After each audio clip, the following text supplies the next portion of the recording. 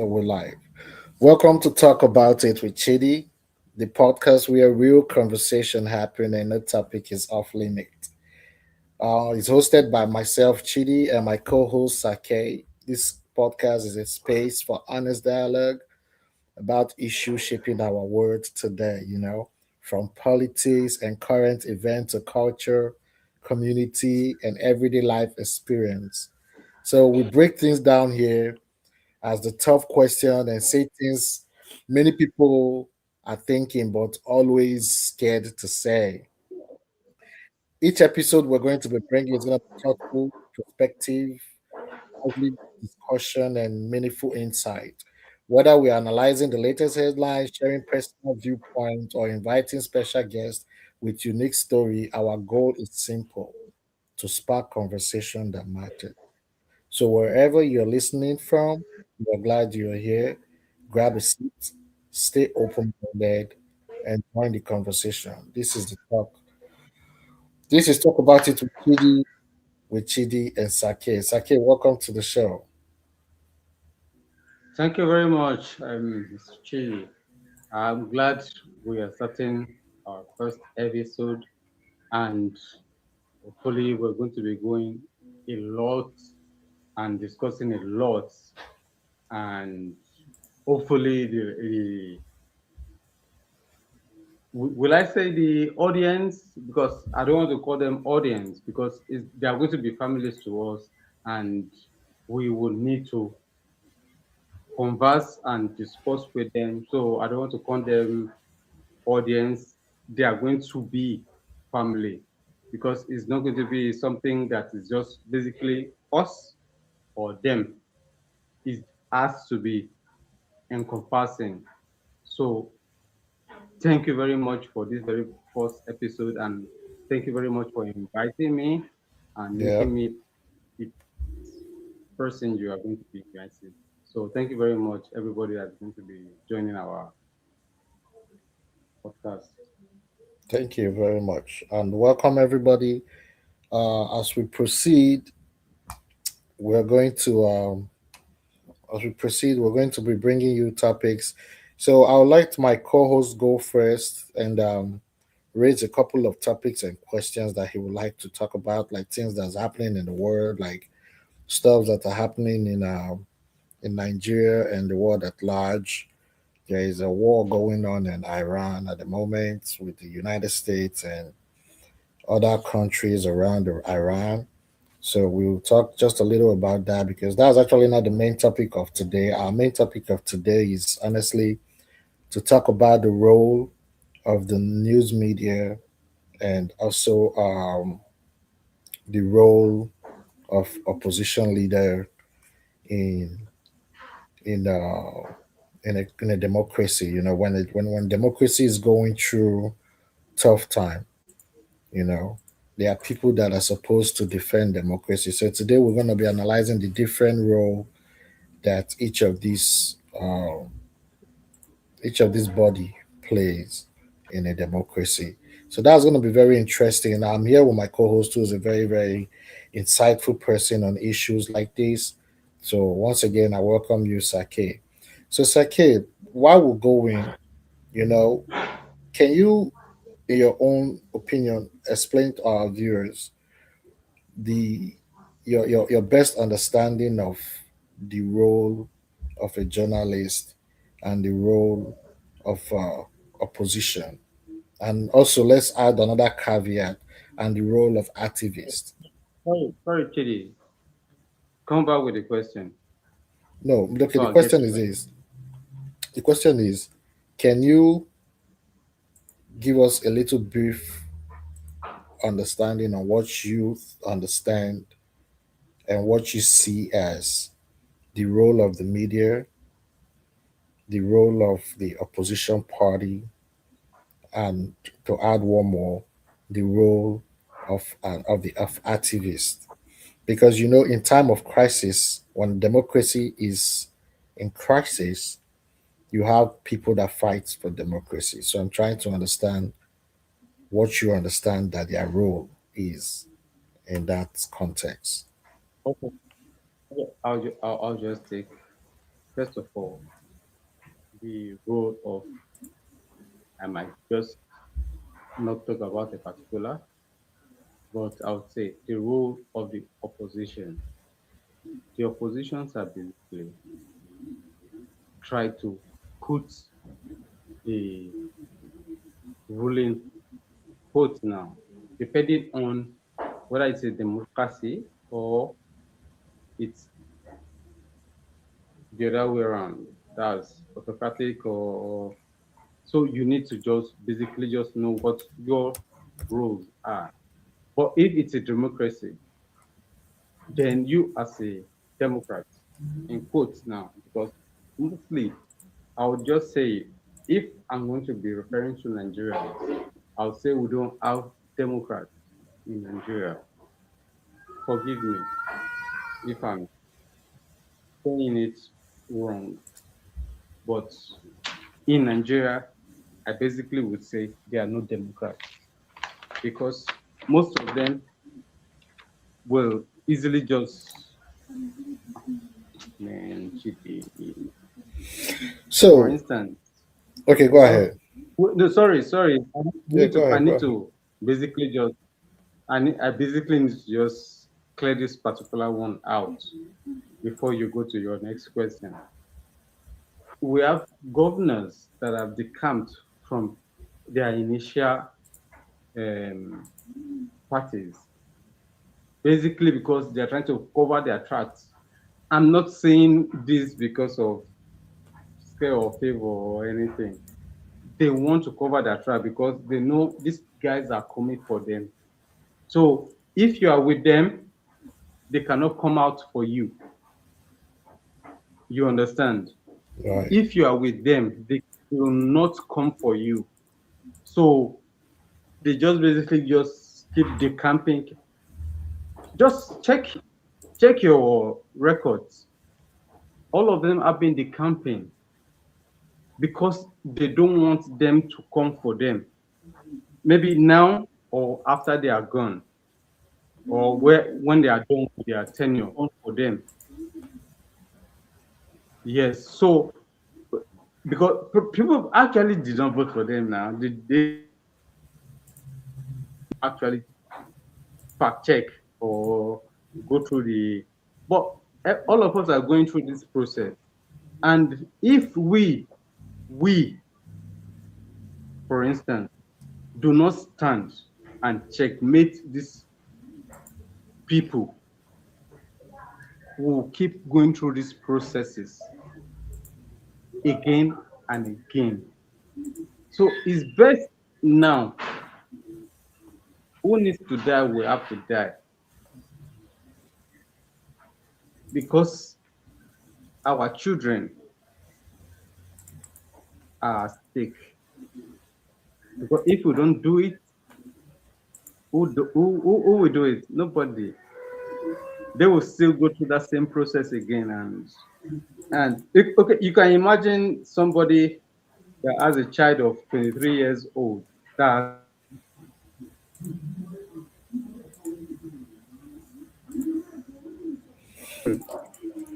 because it has not happened. That's what I'm saying. One thing, he's wanting to make his child a local government chairman, a 22-year-old child that not ever worked. He hasn't worked in his life, but he wants to become a local government chairman to lead a full local government. And the father is threatening everybody. The father is even telling somebody that, okay, oh, I will kill you. If you are not a woman, I will kill you. And everybody's just looking and throwing their eyes away, like it's a routine. And all of us are just sitting down and just, okay, no normal thing now. It's not about speaking English. No be normal thing. You understand? So let us talk to ourselves. We are not asking for violence. If these efforts are not going to favor us, ease them out. Ease them out. That's the normal thing. that is done in a very reasonable government or bro, you're asking me questions now and I'm talking and I'm getting even emotional about it So and it's getting let's crazy like let's that let, for let's you. let's let's let's let's let's digress for a little bit, right? Let's digress a little bit because the reason why I asked you the question was because I saw a video where Rufai and what was his name? We're having the conversation. Kenneth Okonkwo. We're having the conversation like, what role does um, politicians play in a troubled democracy? So this is my take. This is what I understand it to be. I think Nigeria journalism is dead. I think Nigerians do not have No, journalism because it's Nigerian not there. journalists are. No. No, no. I will disagree with you. Let No, me I make will my point. disagree You can with you disagree. Let me make because my point. our journalism. Disagree. Yeah, let me make my point. You can disagree. I believe Nigeria journalism is dead because they lack that You are investigative. asking me a question now, No, hold but on. me, I'm not a You answer journalist. the question. Let me answer you my own part. What I feel about the answer of my own too. The aspect of Okay. the aspect of investigative part of their journalism has been taken away. What I notice is that they are very comfortable and happy in being in the studio and Awesome. parroting whatever they've been made to parrot. Imagine a country where a journalist cannot call a crime the way it is because the journalist is scared of NBC sanction. Now, the difference between them and the politicians is that journalists go and dig up stories, Awesome. right? Journalists go and dig up stories. They don't wait for stories. Meanwhile, politicians who are the opposition wait for the stories that has been dug by the journalist to be able to push his political agenda, right? So I'll allow you go ahead and respond why I move to the particular part of the video where I like us to play and respond to. So you can go ahead and respond. Okay. Take for instance, this journalists, they have been stifled. They've been held. You know about different politicians. I cannot off my head now mention names, but we know different politicians that have been stifled and they cannot say anything. As in, they are still presently, as I'm talking to you, or as we are discussing, they are still there in Nigeria prison. I don't know if you understand me. They are still there. Not that they have been released. They are still there. They are still processing their bail bond. So what do you now do? You want them to keep don't do this one don't do. Sorry, it will not happen because basically our judicial system has failed us. Whether we and whether we accept the fact that they have done that is up to us because we have the likes of Showere, we have the likes of VDM, and we have what's this lady's name in Edo State? Ah, Madam Mama Peace. Mama P. Mama P. We have the likes of them, and they are striving with all their strength to make sure that a lot of things get in place. But these guys are already been bought.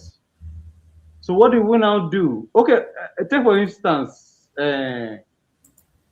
this lawyer, this Kanayo, Abina Kanayo, what's his name anyway? Kenneth Okonkwo. The you know why I keep mistaking his name because at some point I felt out of love for him.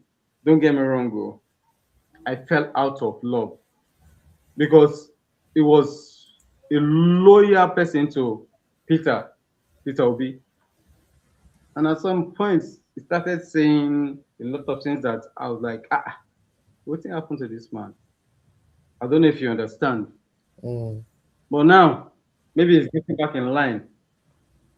That's the former actor.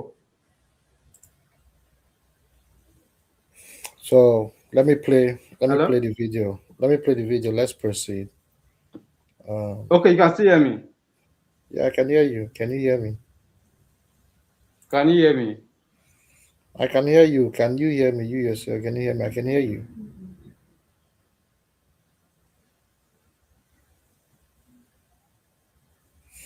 It's like we're having technical Okay. issue.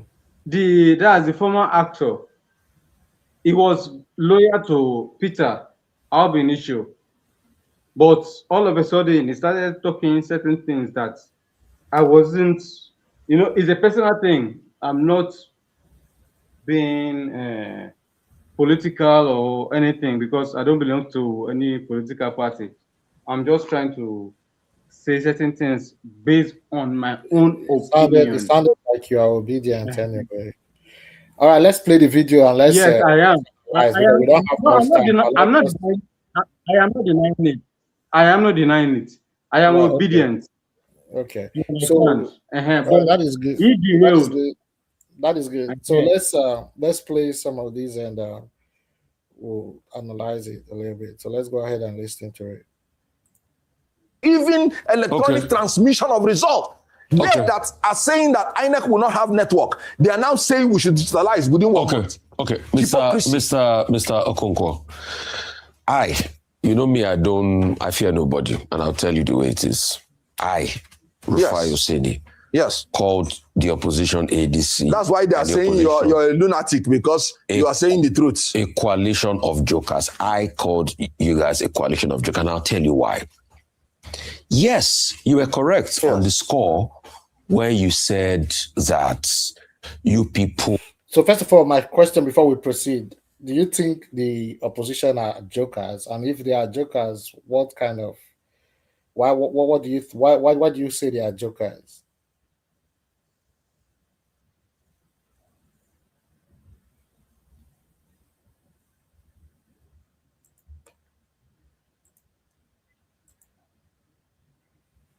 Can you hear me?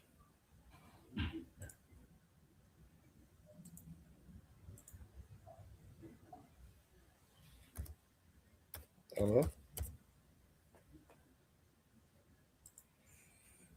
So I think my co-host is having network issues. Can you hear me, co-host? No. Yes, I've listened to the video, No. I and want I us to think take it step at a time. Wait, hold on. I want us to take it step at a okay. time. That's why I will pause the video and ask you a question. We're not going to listen to the whole thing. We cannot listen to the whole thing. It will eat into our time. So the question I'm asking you now, Right. Rufai said the opposition is what did he call them? Hold on, let me see what he said one more time. Who campaigned effectively, you showed dissent in the House. But also, now I remember what he said. I think he said the opposition are jokers, right? So my question to you is: are the opposition's jokers? Are they truly jokers? Do you think they are jokers?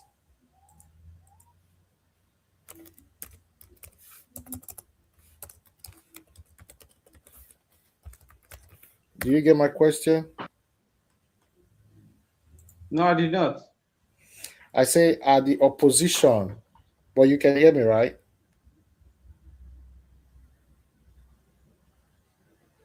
Can you hear me? I'm trying to hear you, but it's breaking.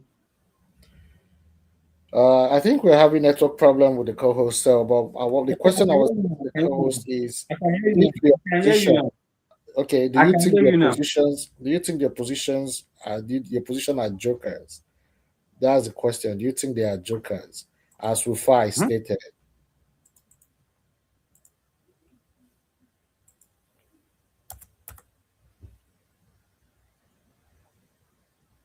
JD. Yeah. Do you think? Can you hear me? I can hear you very well. Do you think? Okay. Do you think the opposition are jokers, as before I stated? No, I would doubt that because they actually aren't.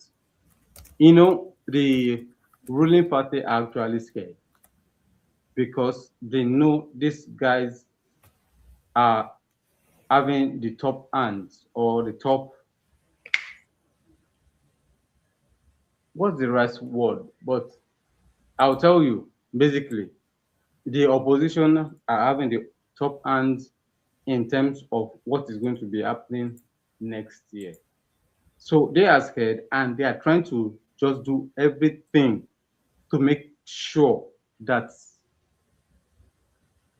their plans doesn't work. Because so you agree your position instance, are not so you agree your position are not jokers. They have never been jobless. Just jokers, that some of the people see GDM. I'll just want to make something clear to you. Some of the people they've accepted into their team are not people or ought to accept. Let me just put it like that.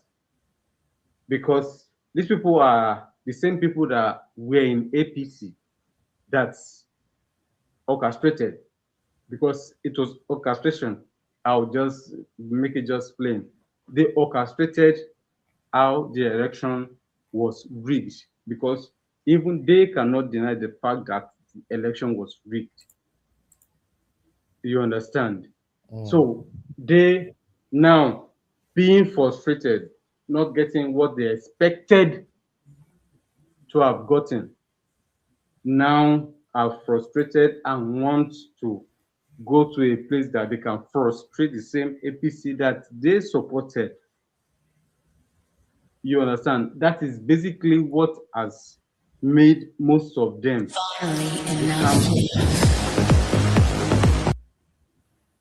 They come from APC to ADC. So it's not because of the love. The only person I pity, actually, because let me not be the doomsayer. Okay, let me not even say it. Peter Obi ought not, if not for that Aburi man, Peter Obi ought not to have gone to ADC. For me, I'm just saying it. I'm an obedience for, as in for anything. If okay, it's obedient, so hold on. So let me ask more question.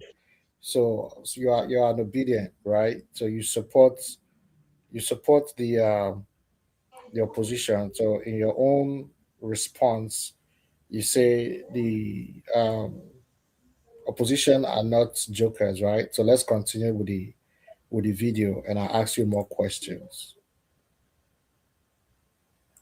I'm listening. Yeah, let's continue the video, and I'll ask you more questions. Yeah. But he kept on using that word. I did not get the last question. The transmission became a red herring. That the things like this one, Section 84 that you're not talking about, the lawmakers didn't focus on it. And they stylishly slotted that in. While you people were busy chasing the Section 60, 84 was slotted in, but the lawmakers didn't even quickly read for interpretation, and they quickly passed it, so they knew what they did. And that's why I keep saying, does the opposition as we speak today even have a research department that analyze, psychoanalyze, future analyze, scenario plans every policy and every move of the ruling party? If for what it's worth, 2015, I was in the thick of it, I was on radio then, APC did a better job being in opposition. But I don't see that from a lot of you guys in the ADC. And that's why I say you guys are a coalition of, and that's why when you came 8 days after, I said, what are you people saying here? Because we were so focused on Section 60 that they put this and embedded other things. See, I want to tell you this. It is only Section 84 you are seeing. Do you even know the other things they've put that you don't know that they've signed into the law as we speak today? Do you know many other sections? That's my point. That's my position. And that's why a lot of people say these people are jokers. It's only Section 84 because we've seen that now. Do you know other things that are there?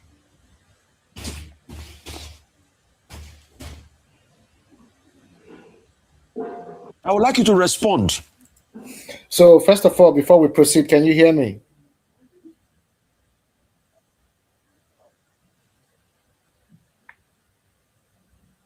Host, can you hear me? Okay. Take for instance, sorry. Well, can you hear me? Like thumbs up if you can hear me. I can hear you. So let me just ask a question. Like the section. So, okay. So my question is this: do you think the opposition have a lot of teeth? Do you think they are fighting enough? Do you think they are doing enough to show that they are an opposition? Okay, go ahead and tell us things they are not doing enough. What you expect a real opposition to look like? Educate us. Okay, take for instance this electoral law that has just been passed. Because you know, okay, you know, the funny thing is, for a law to have been passed in between 24 hours, because at least that's the information that I got, that they passed this particular law within 24 hours. Have you ever heard any law in Nigeria that has been passed within 24 hours? No, but anything that has will, that has political will, can be achieved. We know how anything the politicians want can be achieved. So yeah. Let me ask you a question. Is security issues supposed to have a political will? Not really, but you know, in Nigeria, politicians, their own interests come before the interest of the people. Their own interests come before the interest of the people. No, you're not responding to me. Can you hear me? I'm responding to you.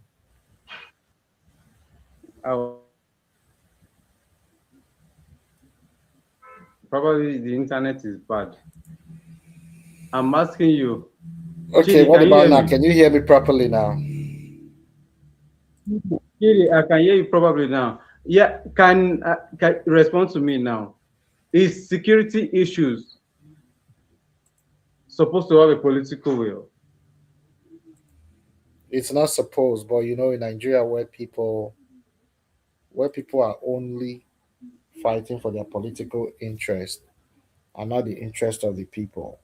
And we can see why security is treated the way it's treated in Nigeria.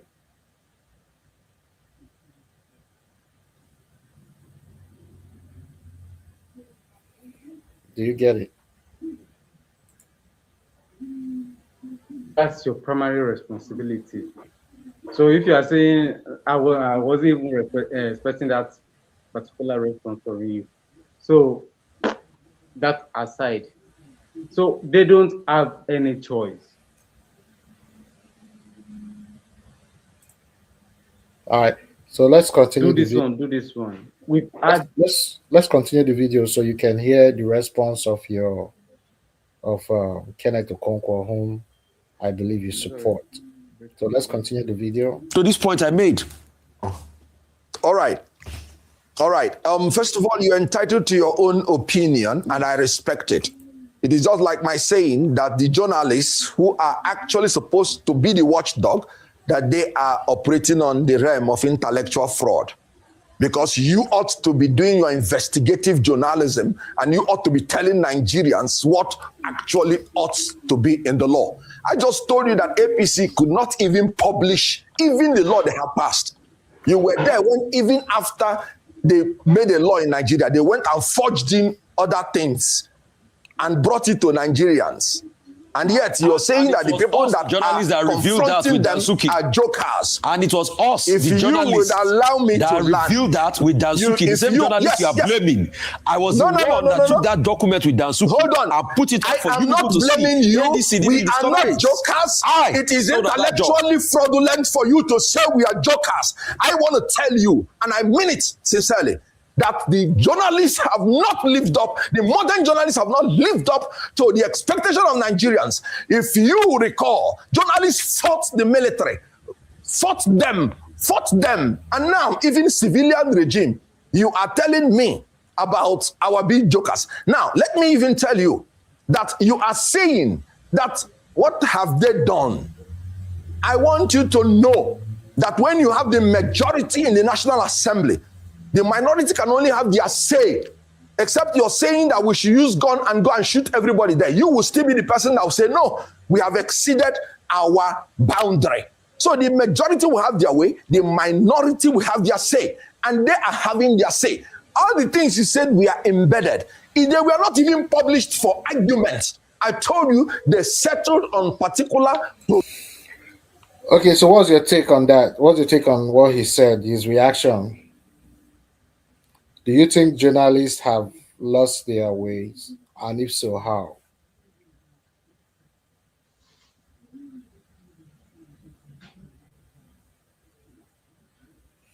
Because for me, this is what this is my take.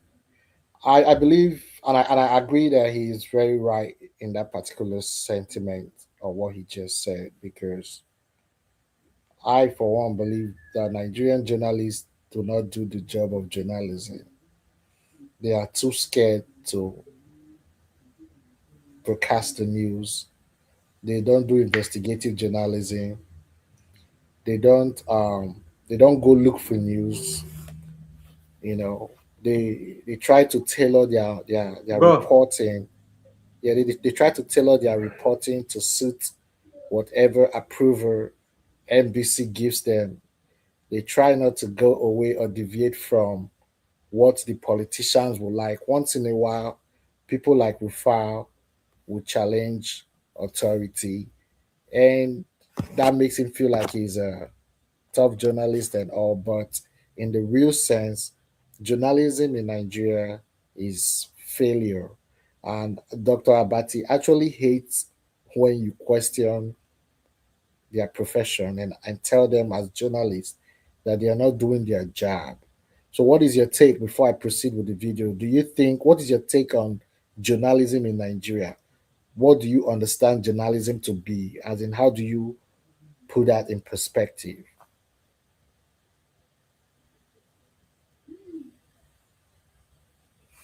Okay, so I see my co-host have left the studio because I think he's having a network issue. Let me put him back. Can you hear me now, co-host?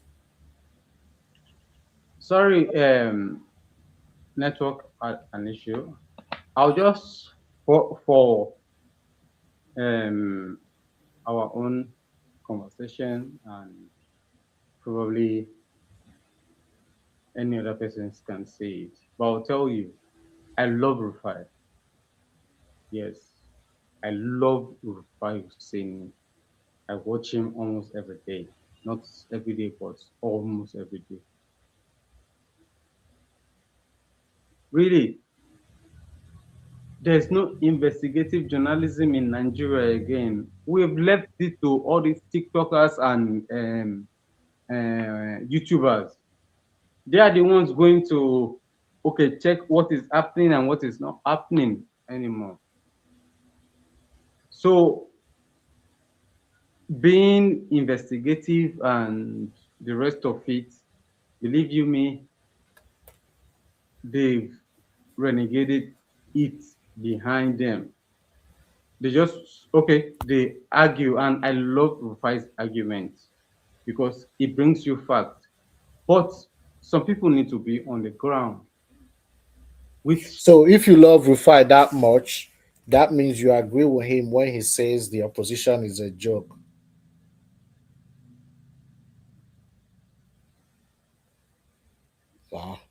Well, listeners, we're having, I think my co-host is having a terrible network issue. He lives in Nigeria, so please pardon with him. So while he is not on here, I'll go ahead and give my own opinion on the video before I continue, because I, for one, agrees. I, for one, think the both sides are correct. I think Rufai is right to say that the opposition is there, that the opposition is a joke. Because why do I say that?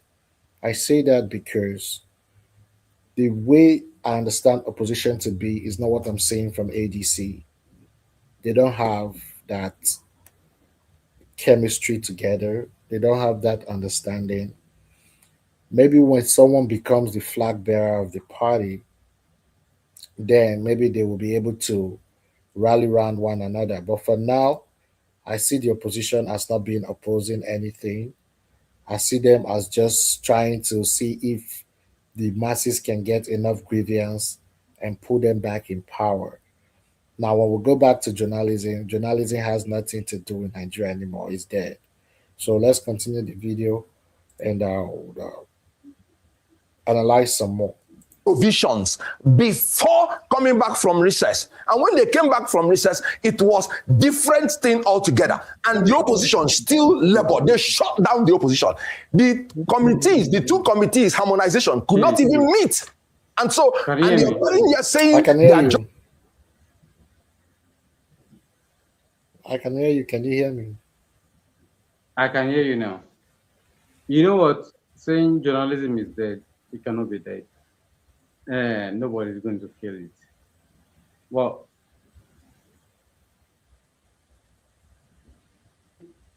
they are being strengthened. A lot of them are being, strengthened, and they cannot speak what they know or what they've seen. So we're telling or telling the member of the public that these guys are dead is, I would not be part of that particular conversation. But they need to do more. You understand? They need to just. But in a situation, okay, hold on. Have that in a situation where the US being there, no. Wait, hold on. In a situation, they need to do more. In a situation where the US had to force the Nigerian media to report on the killings in the north, if you tell me the journalists are afraid, you just prove my point. Journalists are not supposed to be afraid. They are supposed, fine, everybody's supposed to be afraid, don't get me wrong. But fear is not supposed to stop or be a hindrance to what makes a journalist not to do his or her job by breaking and reporting the news as it is without fear or favor. Chidi, you know what? You're actually deviating. You know why I say you are deviating? It's because, take for instance, over there in the States, they get paid reasonably. Okay, take for instance, I am a journalist, for instance, and I leave my house with my child and my children, my wife, and I have to embark on a journey to Maiduguri, for instance.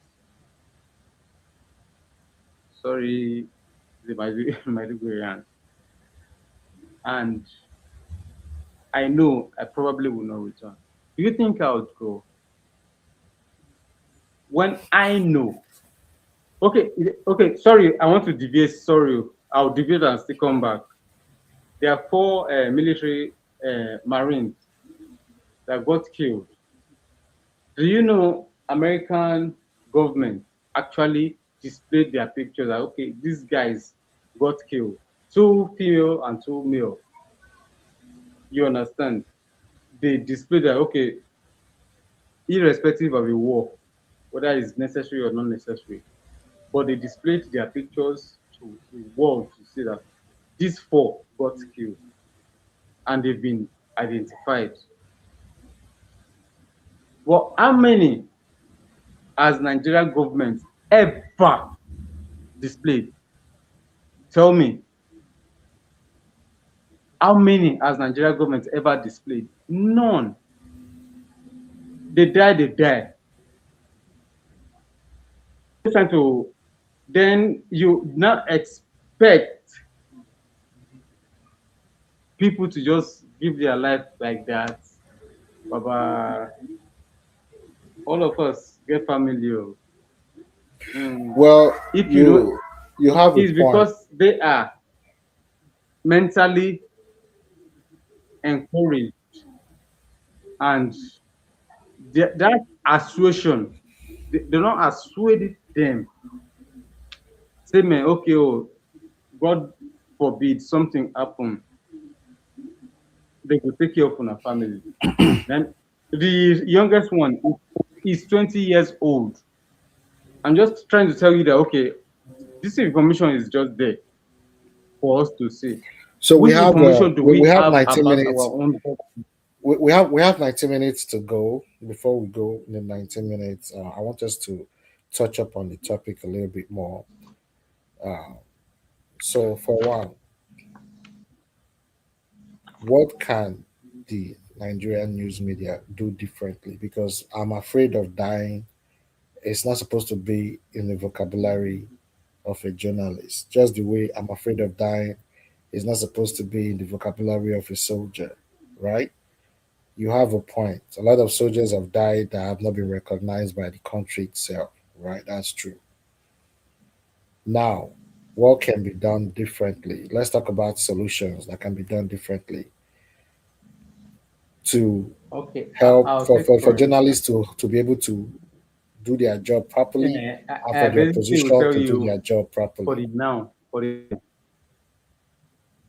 the now, I'll tell you, there's nothing that can be done because they are politically motivated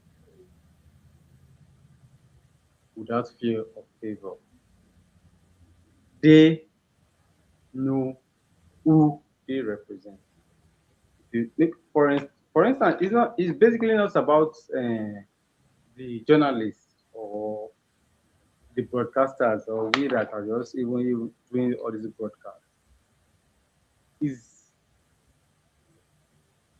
those that they are working for. You know why I say those that they are working for? It's because whatever we say now, there's one or two, I might say, for instance, and it goes out of line. Not that it's out of line with the law, but it's out of line with them. Okay, this is supposed to this one, this kind of thing. So those outside there, you can not actually. Okay, take for instance the musicians that have sang a lot of songs, and at the end of the day, you can't air them because one or two persons have said, okay, no air that song. You understand? And those songs were not aired. So wait, hold on. So you mean we should just sit down, fold our arms, and accept the status quo and make no change because we believe nothing can be done? Is that what you're saying? We need, even whatever conversation we are having now, you need to just know the ones you are putting out, because they will come for you whether you like it or not. They will. I'm not even. There's no fact checking. At least we have not fact checked anything on this particular conversation. There's no fact checking. We've just been pure. Well, it is fact that Nigerian journalists, or rather Nigerian journalism, is nothing to write home about. It's a fact that the Nigerian opposition have nothing to write home about. Most of the so-called opposition are just people who were in power a couple of years ago. Now they are no longer in power. That's why you cannot actually talk about them, Because take for instance, if there's an issue now and anybody wants to tell me, tell Rufai, I want to defend them, bruh, in my house is sleep. El-Rufai was a fucking minister for Abuja. No swear word. No He swear became a word. governor. Let's keep it clean. No swear word. No, I'm just trying to be. As in, it's getting annoying. That's why I'm just okay. Okay, let's shut the slow words. Okay, he was a fucking FCT minister. You just use the slow for word. how many years? You just use this. Oh, okay. He was a minister for FCT for 4 years. I mean 8 years. Became a governor. And he's trying to become a president. He didn't get it. You got to rest. His son is a House of Rep member. Don't allow me to start breaking down the details. And you are trying to be okay. You want to be extremely relevant. So hold on. So what do you now say about Peter Obi's judgment if Peter Obi can be in a correlation with someone like that? Peter Obi being in correlation with him, I don't have any issue. You know why? But you see, this is the problem.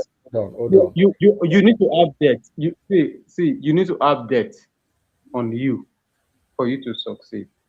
I'm not totally in support of them being in the same party. I would have loved Obi to be in LP. But we have this Abure man there trying to. So it's only logical because by the time you have every other persons that have the structure, because whether you like it or not, Atiku has the structure. Well, Peter Obi didn't need the structure in 2023, but he was full. So back to my question. Hold on. Let me ask you my question again. Hold on. You say El-Rufai. I'm listening.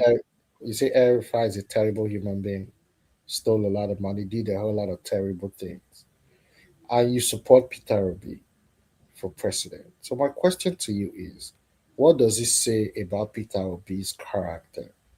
Come back to your question. Start again. Sorry. Come back to your question again. My question is, what does it say about Peter Obi's character that he's going into what's it called? Correlation. He's going into a correlation with someone like El-Rufai, who you detest his character.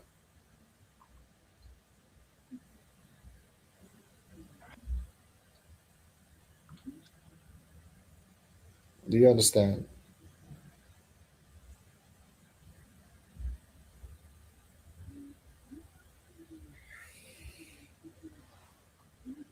Yeah, I can hear you. You hear me now?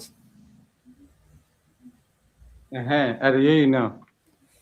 Okay. Well, this is our first show. We'll try our best for the network to be better this time. Today was the network wasn't friendly today. That was a fact. The network wasn't friendly today at all. So I just want to get that your question. So at least again, you said El-Rufai is a terrible person in character and in governance. I told you now terrible. Now my question is, if El-Rufai is all that and Peter Obi is in correlation with him, what does that say about Peter Obi? Well, I was trying to say, okay, you need to have these people behind you. So, when you want to take, for instance, if you are having you want to break down is it grenade or granite stand, for instance, you need to have those that are bully enough to help you And I guess that is what those people are, which I don't accept or I don't agree with. There are certain things I would have loved to do within this, but I wanted to use Obi's name. But I've heard people say, okay, Obi will deal with Tinubu. I mean, what's his name? This former VP. No, not Erufai.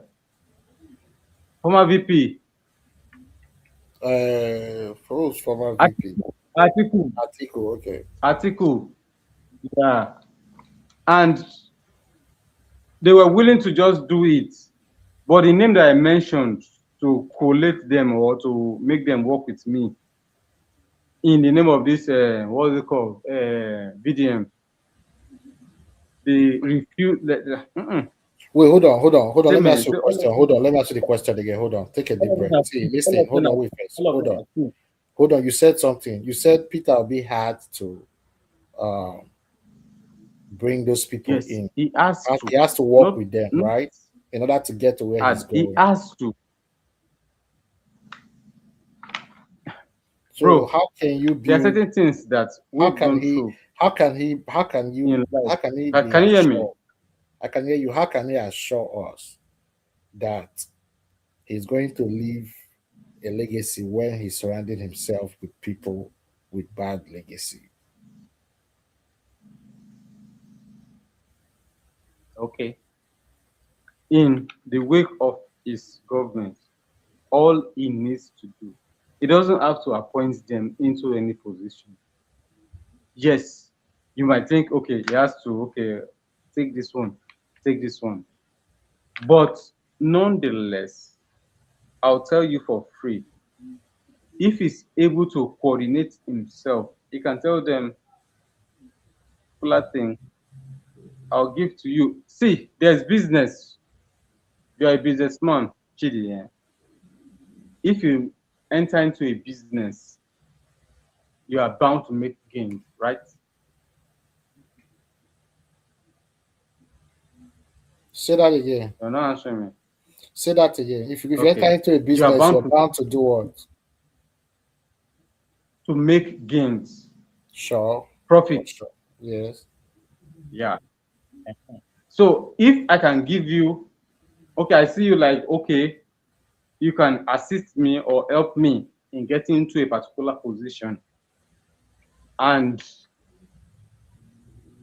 I need to compensate you, in quote now, and you eventually did or do that particular thing that you promised me to do, and I get into that particular position, and I give you that position, that particular contract, in quote, you make your gain, right? But that is the problem. So long you get that contract that done. Is the problem. Wait, hold on. That is the problem. I don't know if you understand me. You get it done. These people don't do it. Wait, can you hear me? Politics is not business. I don't understand why people try to equate politics. I don't know why people try to equate politics and business. You cannot run. Can you hear me? I can hear you. I can hear you. You cannot run politics or government as a business. That does not work. Because business, you're meant to make profit. Politics, you're meant to take care of people, not to make profit. Government is not supposed to make profit. It's not in the government's cocktail to make profit. Government's job is to provide healthcare and not to make profit from that healthcare. It's to provide jobs, not to make profit from it. It's to provide electricity, not to make profit from it. It's to provide so many other things. That doesn't mean that the government cannot invest. Government can invest in some certain things, but government is not in the business of making profit. Businesses are in the business of making profit. So that is why the equating politics or governance with a business, to me, just don't. That is my opinion, though. Well, I think we're coming down to the end of the show.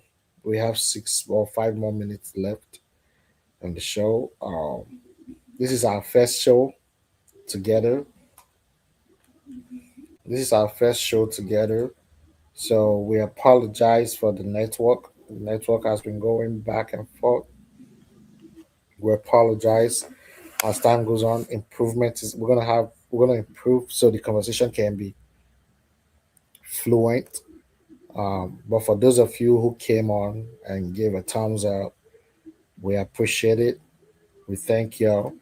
Um, so we have roughly 4 more minutes left to round up the show. So I don't know if you can still hear me, Sake.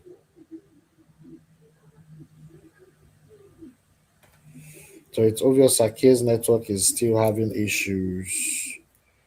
So while he figures that out, I'm going to use this medium to tell you that we're going to be having more of these shows where we talk and give our opinions. You can join the show.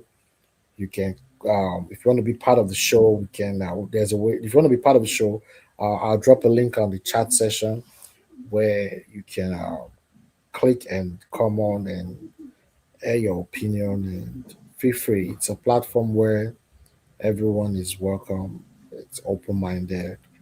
We have no affiliation either way. Can you hear me, Sake?